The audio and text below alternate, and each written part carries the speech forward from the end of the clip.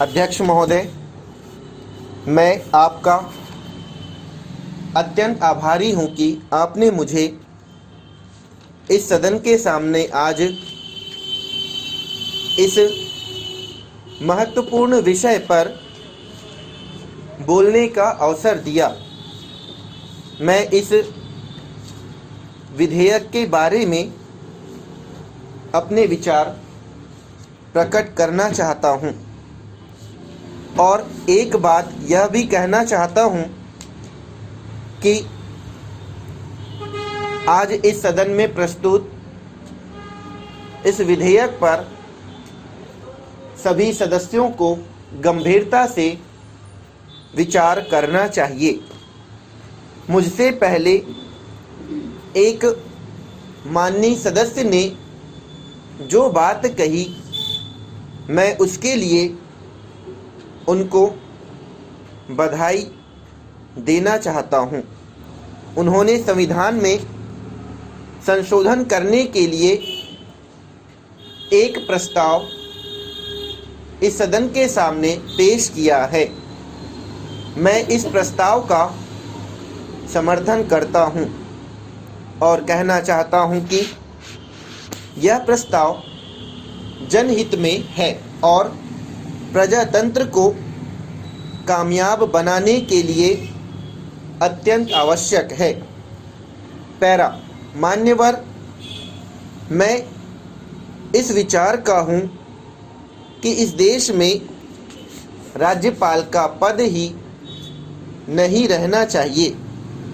इसके लिए संविधान में संशोधन करने की आवश्यकता है, क्योंकि अभी जो माननीय सदस्य सत्ताधारी पक्ष के बोल रहे थे कि राजनीति में जो व्यक्ति किसी काम का नहीं रह जाता है उसको राज्यपाल बना दिया जाता है, उसकी नियुक्ति सरकार द्वारा की जाती है।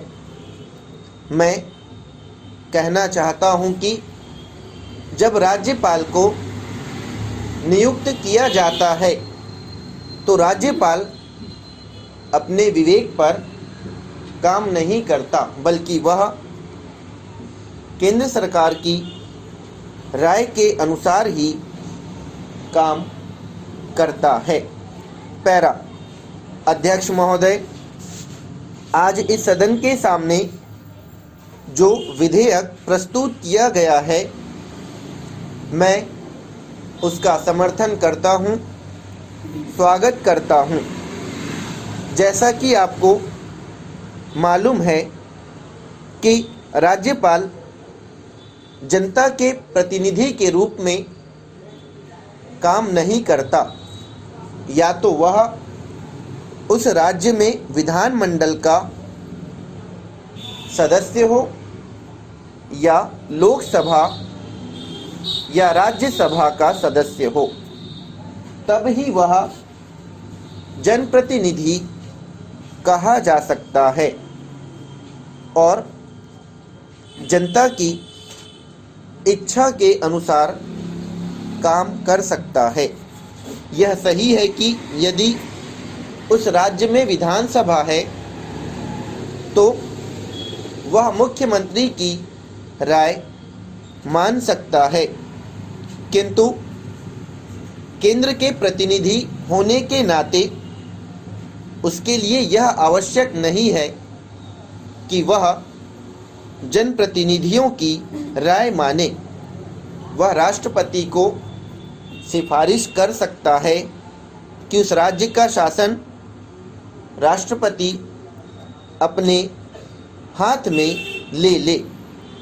और मैं एक बात और बताना चाहता हूं कि यदि राष्ट्रपति कुछ ऐसा निर्णय लेते हैं तो वे संपूर्ण राज्य के पूर्ण अधिकारी के रूप में काम कर सकते हैं। अध्यक्ष महोदय, आपको मालूम होगा कि राष्ट्रपति केंद्रीय सरकार के प्रधानमंत्री की सलाह पर कार्य करता है। इसलिए राज्यपाल पूरी तरह से केंद्रीय सरकार के अधीन रहता है और उसको प्रसन्न रखने का काम करता है। स्टॉप।